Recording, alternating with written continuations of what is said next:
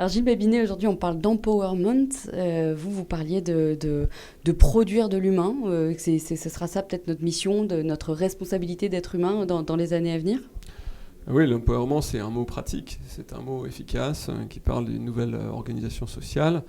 Moi, je pense qu'au-delà de l'organisation sociale, il faut se poser la question de la finalité, qu'on ne se pose absolument jamais, et particulièrement dans les périodes de révolution. C'est-à-dire que la révolution enclenche un nouveau système, et on est un peu fasciné par l'émergence de ce système, sans nécessairement se poser la question de la finalité. Donc, un système qui est très productiviste, qui est efficace, et cette efficacité est fascinante, hein, c'est le propre des techniques, et je crois qu'il faut voir au-delà des techniques, c'est-à-dire qu'est-ce qu'on en fait.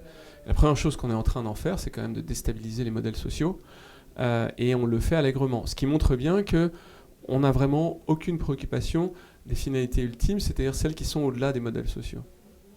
Et qui nous encourage du coup à penser ce qui est en train de se passer, à récupérer aussi une capacité de penser et du coup se poser effectivement et de répondre à la question de la finalité.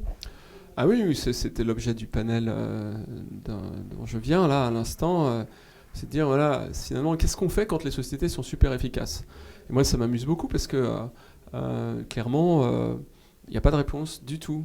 Et donc on est obligé de se poser la question de savoir si finalement notre part d'imperfection, d'irrationalité, d'artistique, de poésie, etc., ne sont pas des dimensions inutiles, mais qui sont finalement les seules qui nous caractérisent.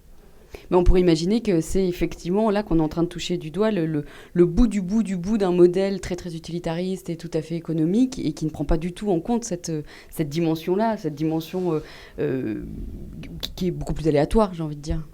Quand je vois le niveau de déstabilisation des sociétés qui sont vraiment très guidées par l'efficacité du marché, je pense aux États-Unis en particulier, où il y a quand même quasiment 80-90 millions de personnes qui vivent en dessous du seuil de pauvreté, eh bien, je me dis, certes, c'est efficace, puis ça crée de la croissance, mais c'est inefficace d'un point de vue social.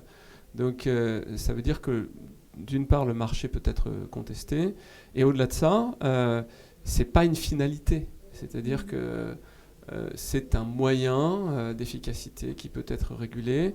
Et régulé pourquoi ? Donc régulé évidemment pour faire en sorte qu'on vive collectivement mieux, qu'il n'y ait pas de gens qui tombent dans une trappe. Et puis au-delà de ça, qu'est-ce qu'on fait derrière ça ? Donc affaire à suivre. Affaire à suivre. Merci beaucoup. Merci.